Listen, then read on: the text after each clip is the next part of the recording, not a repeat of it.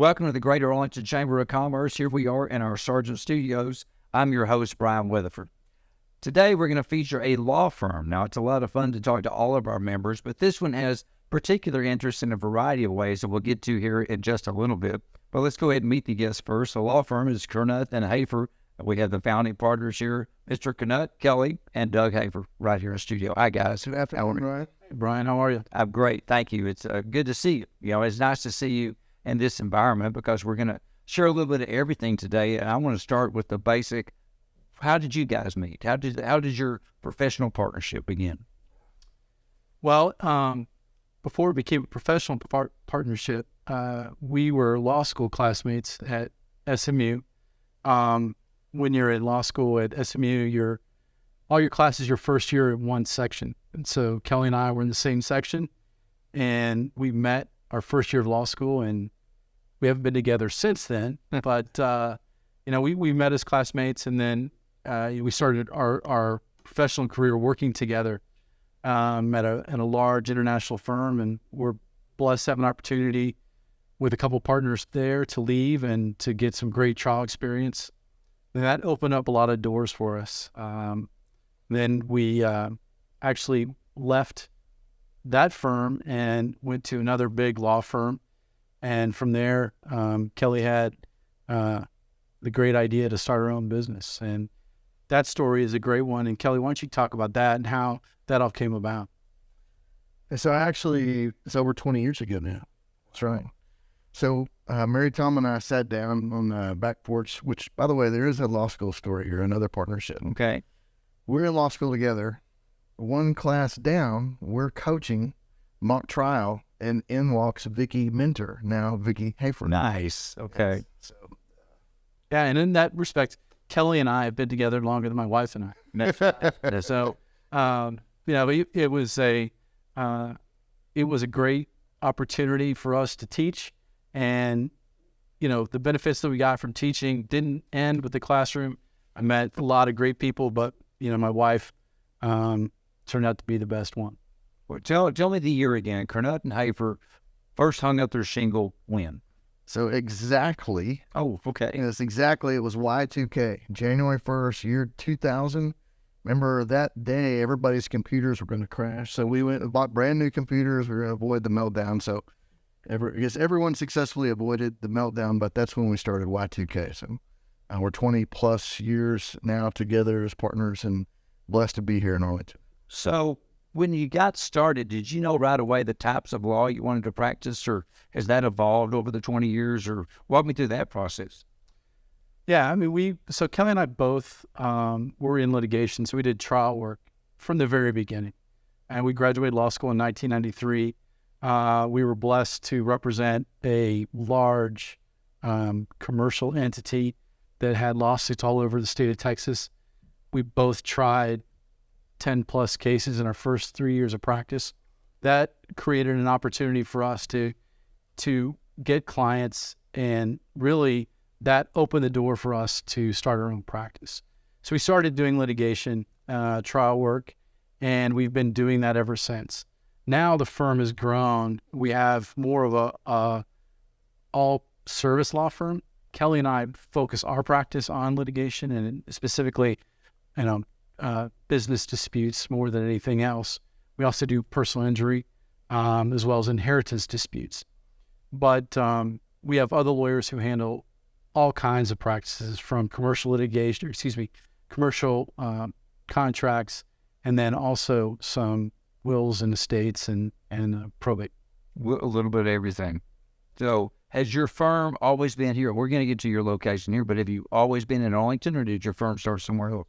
And we started here in Arlington. We mentioned Y2K 20-something years ago. Right. I still have the flip chart pages from when Mary Tom and I and Vicki and Doug Hafer sat down together and were we going to start this firm, and I still have them in a drawer in my office. So we started here in Arlington, and we've been generally in the downtown area ever since. Talk to me about, because I don't know if you've noticed, there's a lot of law firms. Okay, so talk to me specifically about the values and beliefs. I know both of you men and as lawyers, and I have great deal of respect on both the man and the lawyers, but on just the human side, talk to me about the values and beliefs that you guys when you got together to put this thing together, this is what we want to do, and this is how we want to do it? So, Brian, great question. I guess I'd say what's really neat, I have a crystal clear answer for you that our whole firm developed together after practicing together, and that is we have 3 core values: to seek, serve, and do. Seek bottom line results for clients, serve with excellence our clients, each other, and our community, and do the right thing. And so we really fundamentally drive everything we do in our firm around those 3 core values: seek, serve, do. And are you able to instill that into others as they come on board into the firm? Yeah, we really do. And that, we have an onboarding process that talks about the firm culture and what things that are important for us to get a job. And we talk to people about this when they join us. They're out looking for a job, but we're also looking. So we pick everyone who comes to us. And it's important for us that they have shared values with us. If you come into our law firm, you'll see right over the front desk, seek bottom line results, serve with excellence, and do the right thing. That is what we talk about often with our staff and the lawyers who work there.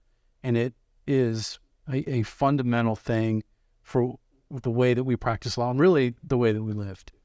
Having that sort of a core value to establish a foundation, does it give you guys unique strengths maybe that other firms don't have to help to differentiate you? Does that, am I reading too much into this? I think I'm not. Well, certainly, Brian, at our core values, seek, serve, do, we have to hold each other and our firm accountable to those values. We cannot just tell people come in, these are them, without living them. And so we have to be transparent, and we have to strive to serve our clients and each other with those core values. And so it's certainly our hope business-wise that when we live that way, we work that way, and we recruit that way, that we serve clients in that way that's distinctive from most of the legal market. Well, it's important because it's still a business. It's funny. You're in one of those businesses a lot of people don't think of as a business. You still got to turn a profit. You still have bills to pay and everything. But anything you can do to differentiate yourself from the competition from a business standpoint, even though you're not doing it from a business standpoint, it works out that way as well. Okay, I want to get onto this. You started back at Y2K here in Arlington, but you made a decision to move to downtown Arlington. How long has it been now? How long have you been downtown now? Well, I guess in our current location, we bought the building in July of 2020, and it's at 301 West Ava, and then did a pretty substantial renovation of the building, and we moved in November of 2020. Why? What was you're already in Arlington. What does downtown bring to the table the rest of Arlington didn't? We coveted the location that we're in for a long time, and we had been looking for a long time for the right building to get into. And being downtown has been such a tremendous blessing. It has given us great visibility. I think it gives us great top of mind. And it really allowed us to do something that was important to both of us, and that is to be more active in the downtown business community. The Chamber does such a great job of supporting business. The Chamber's been great with us with our building. We had a ribbon cutting. We've done lots of events at the building where people can come by for July 4th parade, for Christmas parade. We set up things outside. We just love being downtown because we're in the heart of what the business center in Arlington is. Do you feel from a business standpoint that exposure being downtown has had a positive impact on the firm itself? Oh, it absolutely has. And both business-wise, certainly, and we've been very blessed with growth and very good growth. And also to be able to plant deeper roots in the community. A lot of people, you have to decide, are you here to make this community better, or I'm looking for the community serves me best and hop around. And we want to be here for the long term. Our kids grew up here, went to school here, as did most of us, and we want to make sure and do all that we can as property owners here in downtown for our community to continue to thrive for future generations.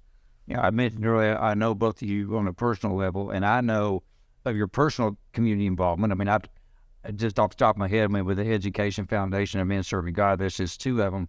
But why do you feel that's so important? I know that you're not doing it just to promote the fact we have this law firm. Why is community involvement so the give back? Why is that so important? This is another thing that underscores kind of what we are. Kelly and I are both Christian men of faith, and service is something that is important to both of us. And honestly, I don't know that anyone does it better than Kelly.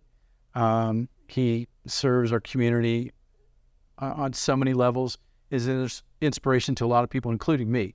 And it's something that, when you have been together as a business, and our families have been together as long as we have, it's something that you see and you develop values together, and it's what made our business so good. And also it's important in the community. We feel it's important, like as Kelly said, it's not what the community can do for us, it's what we can do for the community. Mm-hmm. We've been so blessed to be in Arlington, and this is a unique place, I think.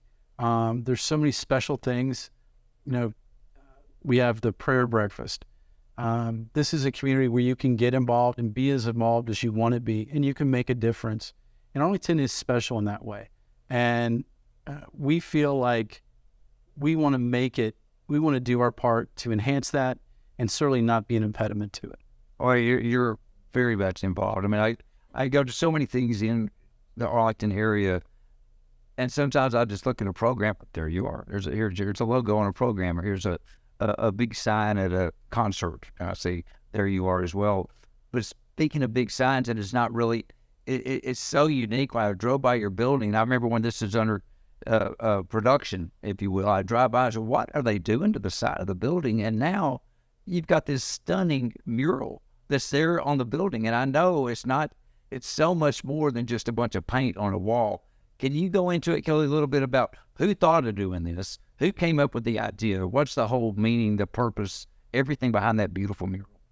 The only good thing about asking me this question is that I can give credit where credit is due. Okay. Between Doug Hafer and Cindy Salter in our office, a lot of creative thinking, and to be able to, and which is way beyond me. But when we had the unveiling, when the artist came and was describing both scripture and verses and words of blessing and protection that he put on the building underneath the mural, and then for the external side to frankly to be so beautiful and to have such meaning as we work, as we live, as we pray, the Latin phrase is a real blessing for me, just to be able to walk up and see it when I really had nothing to do with it being done. So we're thankful for that. You want to add to that? So walk me through the process. Were there different options and you finally decided on this one, or did you just take a leap of faith with the artist, or how does that happen? It's an interesting process to work with an artist, and we're service professionals, and we gave the artist some ideas, but it was really his inspiration.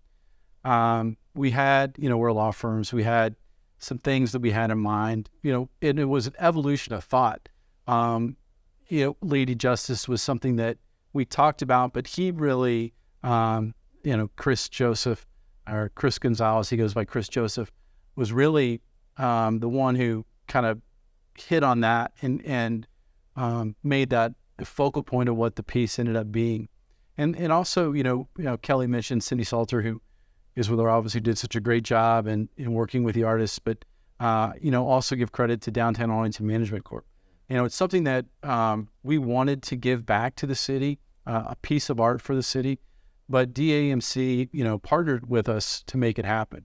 Maggie Campbell and her group were big supporters of what we were doing, and were very, very supportive of the idea and getting public art in Arlington. That's something that we want to make downtown more walkable and give people some pride in what this city is. And frankly, we're just happy to be a part of it.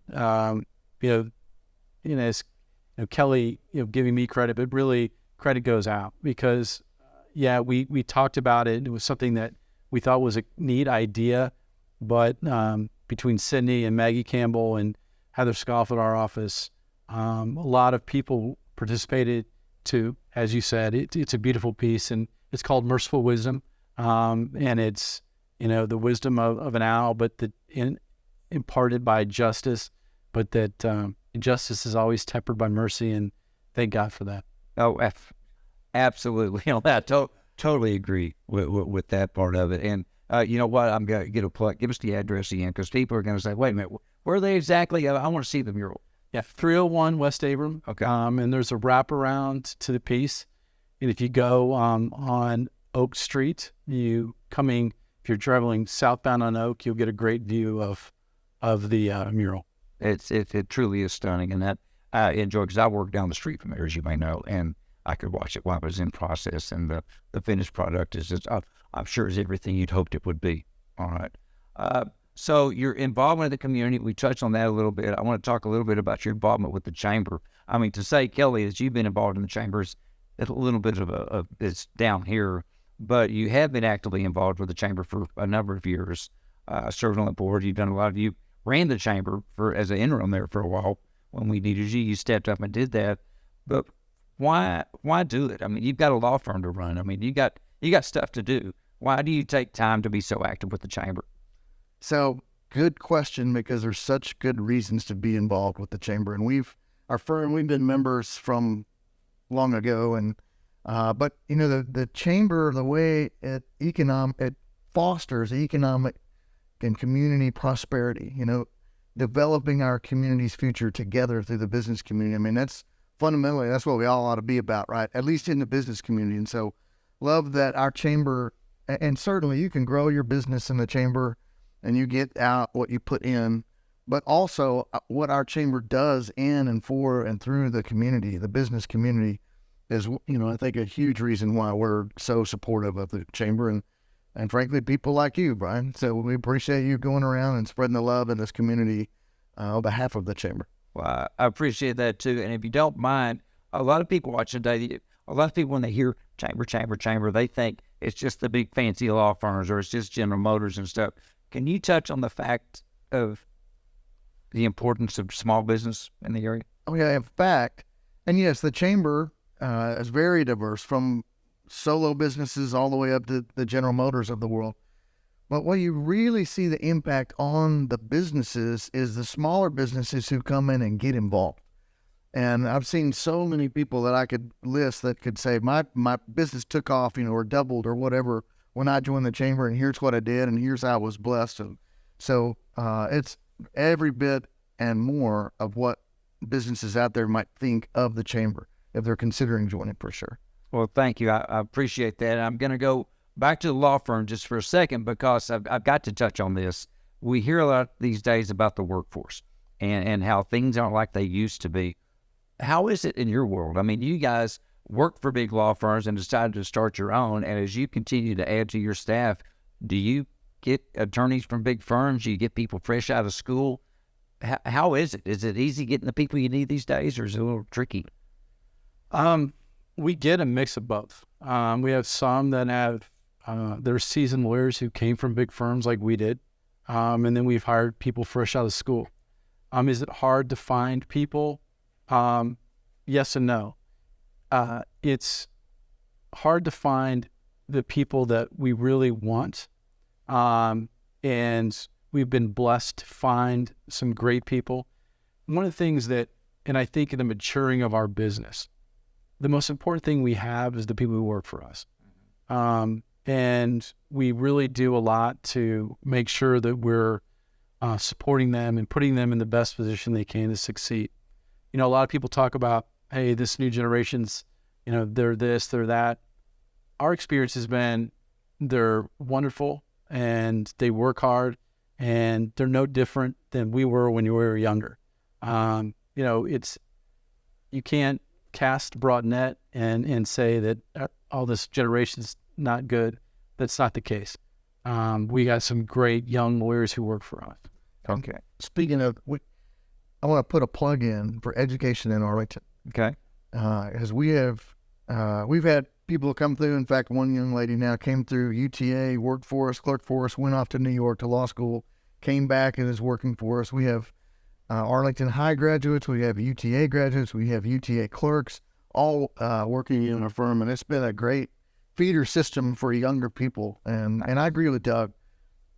Young people are the same with all of us. Everyone needs to be inspired, needs to have vision and accountability together, and do great things together. That's good to hear. So I tell you what, we're going to end it on that. You guys probably need to get back. You have a firm to run, like we mentioned. But Kelly Curnutt, Doug Hafer, Curnutt and Hafer, thank you both for being here today. Thank you for your active membership in the chamber, but more importantly, your active community involvement with everyone. We appreciate it. Thanks a lot. Okay, bro. Hey, folks, as always, we appreciate you being with us because, as these two men will attest, together we succeed. Thank you much. We'll catch you next time.